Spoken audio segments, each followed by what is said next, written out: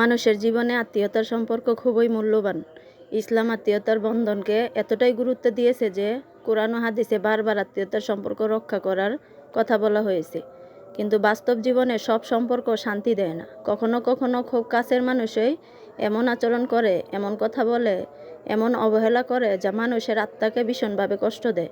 তখন একজন মানুষ দ্বিধায় পড়ে যায়, আমি কি সম্পর্ক ছিন্ন করব, নাকি সব কিছু সহ্য করিয়ে যাব।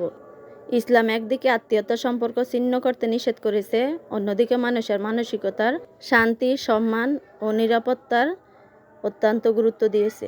তাই যদি কোনো আত্মীয় বারবার অপমান করে, মানসিক যন্ত্রণা দেয়, হিংসা করে, অসম্মান করে বা জীবনে অশান্তি তৈরি করে, তাহলে নিজেকে রক্ষা করার জন্য দূরত্ব বজায় রাখো। এটাই হবে তোমার জন্য সবচেয়ে ভালো সিদ্ধান্ত। দূরত্ব বজায় রাখা আর সম্পর্ক ছিন্ন করা এক জিনিস নয়। সম্পর্ক ছিন্ন করার মানে ঘৃণা থেকে সম্পূর্ণ বিচ্ছিন্ন হয়ে যাওয়া, খোঁজ না নেওয়া, সালাম না দেওয়া, বিপদের পাশে না দাঁড়ানো। কিন্তু দূরত্ব বজায় রাখা এর মানে হলো নিজের আত্মিক শান্তি রক্ষা করার জন্য সীমাবদ্ধতা তৈরি করা, প্রয়োজন ছাড়া অতিরিক্ত মেলামেশা না করা, অযথা বিতর্কে না জড়ানো, নিজের মানসিক প্রশান্তিকে অগ্রাধিকার দেওয়া। অনেক সময় মানুষ মনে করে আত্মীয়তা সব কিছুই সহ্য করতেই হবে, কিন্তু ইসলাম কখনো কাউকে অন্যায়ের পিছে থাকতে বলেনি। নবীজি সাল্লাল্লাহু আলাইহি সাল্লাম মানুষের মর্যাদা ও হৃদয়ের নিরাপত্তাকে গুরুত্ব দিয়েছেন। কারণ মানুষ যদি ভেতরে ভেতরে ভেঙে পড়ে, তাহলে তার ইবাদত, মানসিক শান্তি, পরিবার সবকিছুই ক্ষতিগ্রস্ত হয়।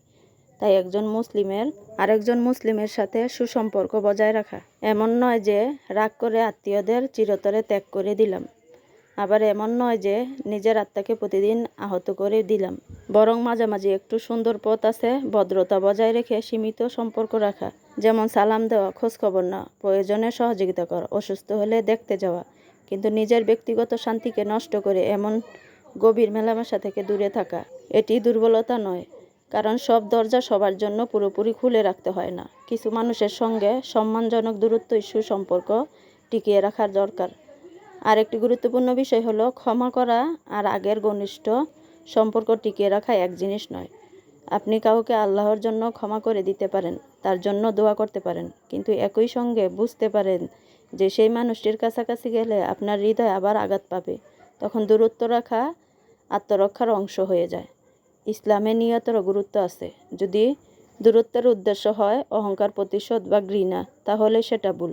কিন্তু যদি উদ্দেশ্য হয় ফিতনা, কষ্ট ও মানসিক ক্ষতি থেকে নিজেকে বাঁচানো, তাহলে তা ইনশাআল্লাহ দোষের নয়। জীবনের শান্তি খুবই মূল্যবান নেয়ামত। সবসময় সবাইকে খুশি রাখা সম্ভব নয়। কিছু মানুষ কখনোই আপনার ভালো বুঝতে চায় না, আপনার নীরবতাকেও ভুল বুঝবে। তাই অযথা নিজেকে প্রমাণ করতে গিয়ে আত্মাকে ক্লান্ত করার প্রয়োজন নেই।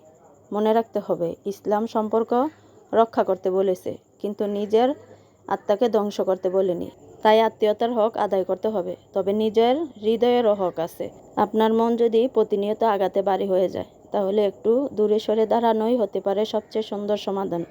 দূরত্ব মানেই ঘৃণা নয়, নীরবতা মানেই সম্পর্ক শেষ নয়। কখনো কখনো কম মেলামেশায় সম্পর্ককে ভাঙানোর হাত থেকে বাঁচিয়ে রাখে।